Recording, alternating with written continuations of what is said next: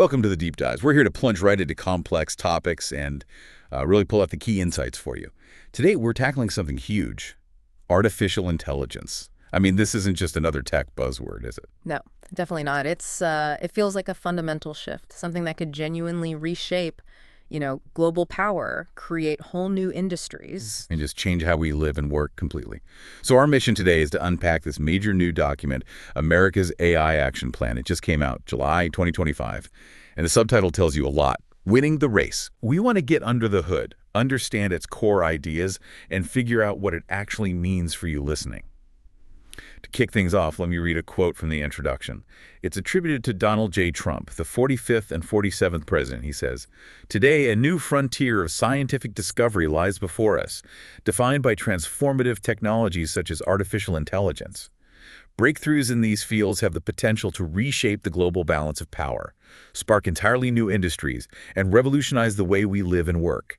As our global competitors race to exploit these technologies, it is a national security imperative for the United States to achieve and maintain unquestioned and unchallenged global technological dominance." Wow. Yeah, what's fascinating there is just the sheer scope of that ambition. It's right there in the language. The plan makes it really clear winning the AI race isn't just like a catchy phrase. They frame it like the space race. Right, a massive national effort. Exactly. It suggests this huge mobilization of resources and national focus. The vision they paint is incredibly ambitious. They talk about AI bringing in a new golden age of human flourishing, economic competitiveness, and national security. Golden age. Yeah. And get this, they call it an industrial revolution, an information revolution, and a renaissance all at once. All at once. That really underscores the stakes, doesn't it? Talk about aiming high. Definitely. Okay, so beyond that huge, almost generational goal, what are the core beliefs, the foundational principles driving this whole plan? Well, it seems to boil down to three main overarching principles. First, what they call a worker-first AI agenda. Worker first. What does that mean in this context? The plan asserts pretty strongly that AI is going to create economic opportunity. It's going to generate high-paying jobs, especially with all the infrastructure build-out needed. The core idea is that AI will complement American workers, not just replace them. Okay, so framing it as a job creator, potentially to get workers on board, that sounds like a key political element within a tech plan. It does seem that way. What's the second principle? Second, there's a really strong emphasis on AI systems being free from ideological bias. Bias. That's a huge topic in AI. How do they define that? The plan says the goal is for AI systems to pursue objective truth, and explicitly not social engineering agendas. So the idea is these systems shouldn't be subtly pushing people towards certain ideologies or outcomes. They should be, trustworthy tools for getting information. Objective truth versus social engineering. That's a very specific philosophical line they're drawing. Interesting. And the third principle? The third one is pretty straightforward: preventing misuse and theft. Basically, a commitment to being constantly vigilant, watching out for bad actors, unforeseen risks from these advanced technologies, kind of building a shield around American AI. Okay, so worker-focused, bias-free, and secure, all driving towards that goal of global dominance. The plan then maps this out using three main pillars, right? Let's start with pillar one. That's about accelerating AI innovation. Exactly. Pillar I is all about making sure America has the most powerful AI systems and leads the way in using them creatively and transformatively. And how do they plan to actually do that? What are the actions? Well, a big one is removing red tape and onerous regulation. That phrase comes up. Specifically, they highlight rescinding the Biden administration's executive order 14110 on AI. Okay. Rolling back previous policy. Right. And they're also calling for public input, asking businesses, hey, what regulations are actually hindering AI innovation? And they mention reviewing FTC investigations that might be, in their view, unduly burdening AI development. So clearing the path for the private sector to move fast. That seems to be the clear intent, yeah. Okay, but moving fast isn't everything. You mentioned bias earlier. Pillar I also talks about ensuring frontier AI protects free speech and American values. How does the plan tackle that? Especially with all the concerns about algorithmic bias, this is where it gets really interesting, I think. It really does. The plan insists AI systems have to reflect freedom of speech and expression. And here's a really key part. It directs NIST, the National Institute of Standards and Technology, to revise its AI risk management framework. Revise that how? 2, and this is a direct quote, eliminate references to misinformation, diversity, equity, and inclusion, and climate change. Wow. Okay. That's a very direct instruction to a technical body. It is. It's an explicit attempt to shape technical standards along certain lines, which could have huge ripple effects on how AI is built and used, maybe even beyond government. It also clearly sets a different course for American AI compared to, say, approaches in Europe. And it mentions China, too. Yeah, it does. It says they plan to evaluate frontier models from the People's Republic of China for alignment with Chinese Communist Party talking points and censorship. So looking outwards as well as inwards. Okay, that's a lot to unpack just on the values front. The plan also pushes for encouraging open source and open weight AI. Why is that kind of AI seen as important? Right. Open source and open weight models are seen as really valuable because anyone can download them, look inside, modify them. So more accessible. Exactly. It helps startups innovate because they aren't locked into one big provider. It's also seen as better for security in some cases, especially for government or sensitive commercial data, because you can run it all internally. You don't have to send your data out. Precisely. Yeah. And for researchers, well, they need that direct access to really experiment and build on things. The plan mentions actions like improving the market for massive computing power and boosting the National AI Research Resource Pilot, the NRRR, to give researchers access to compute, models, data, the whole package. Right, fostering that whole ecosystem. Okay, so we have innovation, values, open source. Yeah. But how do we get AI actually used, especially in sectors like healthcare that are sometimes slow on the uptake? What's this try-first culture they mention? Yeah, the try-first culture seems to involve setting up regulatory sandboxes or AI centers of excellence. Sandboxes, like Yeah. protected play areas for tech. Kind of, yeah. Designated environments where companies, researchers, startups can deploy and test AI tools really quickly in a controlled way, often with agencies like the FDA or SEC giving support. So less risk, faster learning. That's the idea, de-risking innovation. And they also mention specific efforts for sectors like healthcare, energy, agriculture, developing standards, trying to measure actual productivity gains from AI in those fields. Makes sense. A structured way to experiment. Now let's get to the people aspect. Empowering American workers in the age of AI. What's the plan for jobs and skills? Well, it ties back to that worker-first agenda. The belief is AI can create opportunities. It specifically references a couple of executive orders from April 2025, numbers 14277 and 14278. One's on AI education for young people, the other on preparing people for high-paying skilled trade jobs. So looking at both future and current workers. It seems like it. Other initiatives include clarifying tax rules so employers can get reimbursed tax-free for AI training, getting the Bureau of Labor Statistics to study AI's impact on the job market, and setting up an AI workforce research hub under the Department of Labor.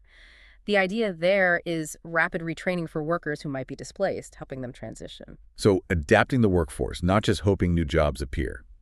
Okay, what about the bigger picture? How does AI change, like physical industries, manufacturing, science? The plan talks about supporting next-generation manufacturing and investing in AI-enabled science. The vision for manufacturing is pretty bold. They call it an industrial renaissance. Renaissance. Yeah. America becoming a world-class maker of new AI stuff. Autonomous drones, self-driving cars, advanced robotics, bringing that kind of production back. For science, AI is seen as a massive accelerator, speeding up discoveries like figuring out protein structures, finding new materials. But this needs new infrastructure, too. They mentioned automated cloud-enabled labs. Automated labs, wow. Taking breakthroughs and scaling them up much faster. That seems to be the goal, moving from the lab bench to industry quicker. It's wild to think how fast things could change. Now, underpinning all of this is data, right? AI needs tons of data. How does the plan handle building world-class scientific data sets while, protecting privacy? Right. Data is crucial. The plan calls data a national strategic asset. The goal is to create the largest and highest quality AI-ready scientific data sets possible. But they do add the caveat of respecting rights and privacy. How they balance that will be key. And what about understanding these AI systems? You hear a lot about AI being a black box.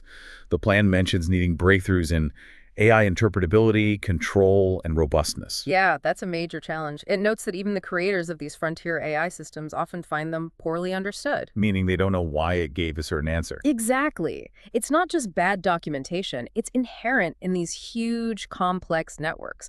Millions, billions of parameters interacting in ways we can't easily trace. That lack of predictability is a big problem, especially, as the plan says, in high-stakes national security domains. You definitely want to know why your defense system is doing what it's doing. Precisely. So the plan mentions DARPA programs, interagency AI hackathons to really stress test these systems, look for vulnerabilities, try to improve transparency. Okay, makes sense. What about using AI within the government itself, particularly the Department of Defense? Yeah, the goal is to make the federal government more efficient and effective using AI tools, streamlining processes, improving decision-making. This involves formalizing the Chief Artificial Intelligence Officer Council, the CAIOC, to get agencies coordinating better and creating an AI procurement toolbox to make it easier for agencies to buy AI stuff. A toolbox, okay? And for the DoD specifically? Things like talent development programs, setting up an AI and autonomous systems virtual proving ground, basically a safe space to test military AI and ensuring the DoD gets priority access to computing power during national emergencies. Got it. So wrapping up Pillar Righty, there are security concerns too. Protecting commercial and government AI innovations and combating synthetic media in the legal system. Right. On protection, it's about collaborating with the big American AI developers to guard against cyber threats, insider threats, that sort of thing.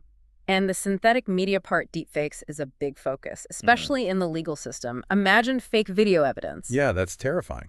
So the plan wants to develop NIST's Guardians of Forensic Evidence program into a formal guideline and have the Department of Justice issue guidance to agencies on standards for handling potential deepfakes in legal or administrative proceedings, trying to keep fake stuff out of the justice system. Okay, that covers a massive amount of ground just in Pillar 1.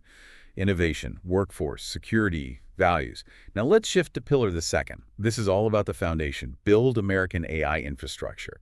And this pillar really seems to emphasize the energy needed, right? That build, baby, build idea comes through strong here. It really does. The plan points out that America's energy capacity has kind of stagnated since the 70s, and it directly links fixing that to AI dominance. Yeah. So a huge focus is on streamlined permitting for data centers, semiconductor manufacturing facilities, and energy infrastructure. Cutting the red tape again, but for physical construction this time. Exactly, and mentions progress already made on reforming NEPA, the National Environmental Policy Act, creating new categorical exclusions specifically for data centers to speed things up, and expanding the FAST-41 process for faster environmental reviews on big projects. So trying to build faster, but AI needs so much power. How does the plan propose to develop a grid to match the pace of AI innovation? That seems like a monumental task. It is huge. They outline a three-pronged approach for the grid. First, stabilize the grid of today. Basically, stop critical power plants from closing prematurely, keep the current capacity reliable. Okay, shore up what we have. Second, optimize existing grid resources, using smarter management tech, upgrading power lines, squeezing more efficiency out of the current system. Making it work better. And third, prioritize the interconnection of reliable, dispatchable power sources. This is where they look to the future, embracing new tech like enhanced geothermal, nuclear fission, and nuclear fusion. Wow, fusion even. So a mix of immediate fixes and long-term bets. That's the strategy, yeah. Yeah. Covering all bases for stability now and growth later. Okay, energy is critical. What about the chips themselves? The plan talks about restoring American semiconductor manufacturing. That's been a focus for a while now, right? Definitely. This plan doubles down on bringing chip making back to the U.S. for jobs, for tech leadership, and crucially, for supply chain security. It specifically calls for removing extraneous policy requirements tied to CHIPS Act funding to get those factories built faster. Speeding up the chip factories. And related to that, what about data security for really sensitive stuff? The plan mentions building high-security data centers for military and intelligence community usage. Right. The plan acknowledges AI will handle the government's most secret data. So these data centers need to be incredibly secure, Fort Knox level. They have to be resistant to attacks by, and this is their phrase, most determined and capable nation-state actors. So the plan aims to create new technical standards for building these ultra-secure environments. Creating digital fortresses. Okay, this is a lot of building data centers, chip fabs, power plants. Who's going to do all the work? What about training a skilled workforce for AI infrastructure. Yeah, this isn't just about coders. The plan highlights a national push to identify high-priority occupations. Think electricians, advanced HVAC technicians, the people who actually build and maintain this physical infrastructure. As skilled trades. Exactly. Yeah. Developing national skill frameworks for them, supporting industry-driven training programs that employers help design, and really expanding registered apprenticeships. Also, using the DOE national labs for hands-on training, building that pipeline for these essential jobs. Good point. Takes a lot more than software. Okay. Infrastructure security. How does the plan tackle bolstering critical infrastructure cybersecurity and promoting secure-by-design AI technologies? Well, it recognizes AI as a double-edged sword for cyber. It can be used for attacks and defense. So one action is setting up an AI Information Sharing and Analysis Center, an AI ISAC. The idea is to share threat info across critical sectors, power, water, finance, etc., to improve collective defense. Sharing intelligence. Right. And it also stresses that the AI systems themselves need to be secure by design, built from the ground up to resist attacks like data poisoning or adversarial inputs, especially for national security uses, not just adding security as an afterthought. Building it in from the start. And inevitably, things sometimes break or get hacked. What's the plan for when incidents happen?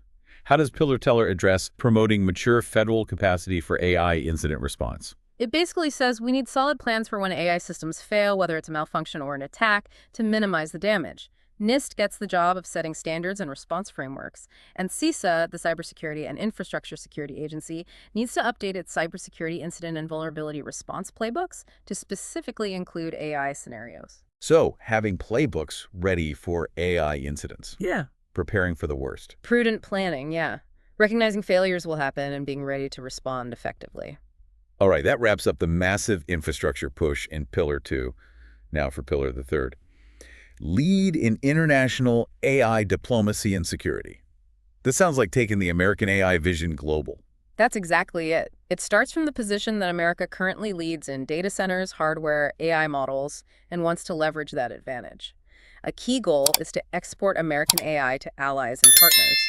They even propose a Department of Commerce program to bundle full-stack AI export packages. Full stack, like the whole kit and caboodle. Pretty much. Hardware, software, maybe training. The idea is to meet global demand with American solutions and standards explicitly to prevent rivals read China from filling that gap and gaining influence. Okay, so using exports as a tool of influence. The plan also seems pretty direct about countering Chinese influence in international governance bodies. Right. What's the specific concern there? The plan voices strong objections to what it sees as burdensome regulations or vague codes of conduct emerging from international groups, arguing they sometimes push cultural agendas that don't align with American values. There's specific worry about Chinese companies influencing global standards for things like facial recognition and surveillance technology. Right, setting rules that might enable widespread surveillance. Exactly. So the State Department and Commerce Department are tasked with actively advocating for innovation and American values in those international standard-setting bodies. Shaping the global rules. On the flip side, how does the plan try to deny advanced AI to adversaries?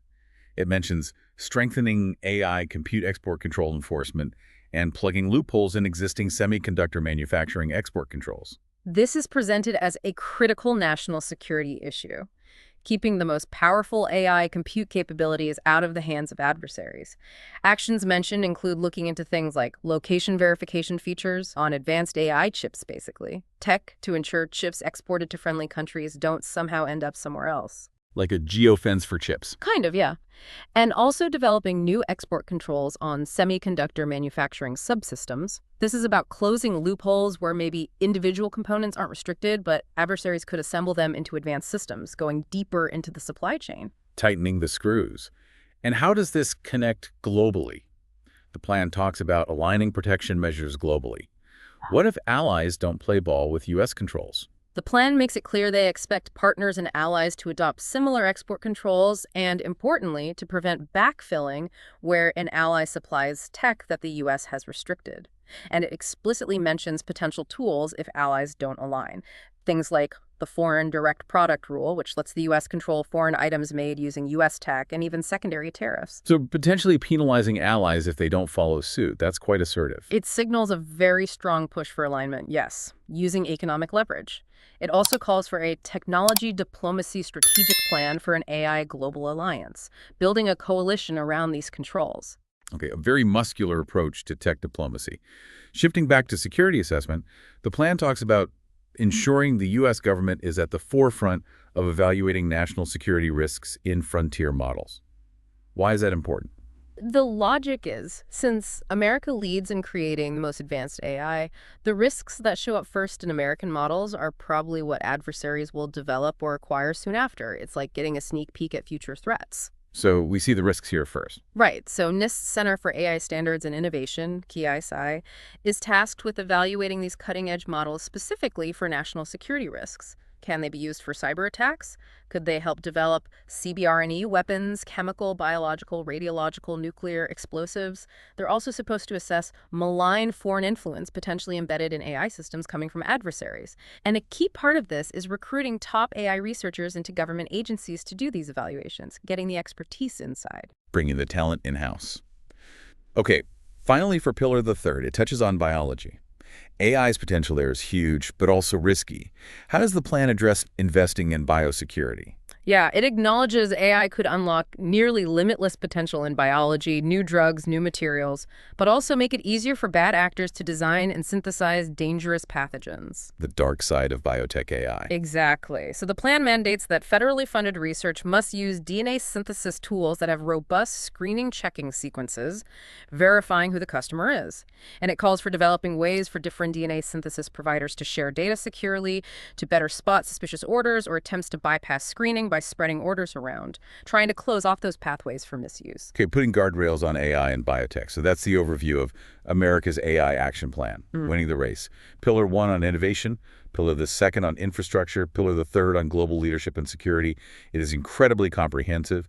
The stated goal is clear: unquestioned and unchallenged global technological dominance.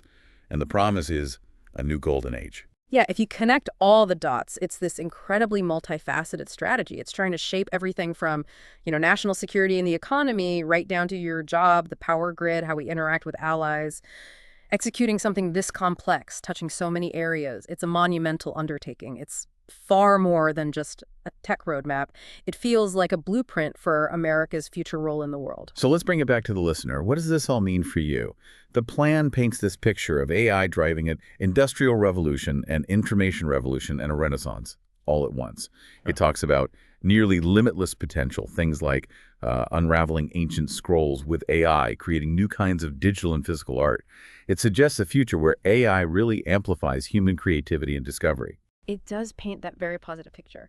But at the same time, the whole plan is framed as a race for dominance. There's such a strong emphasis throughout on security and control over the technology, control over information, control over global standards.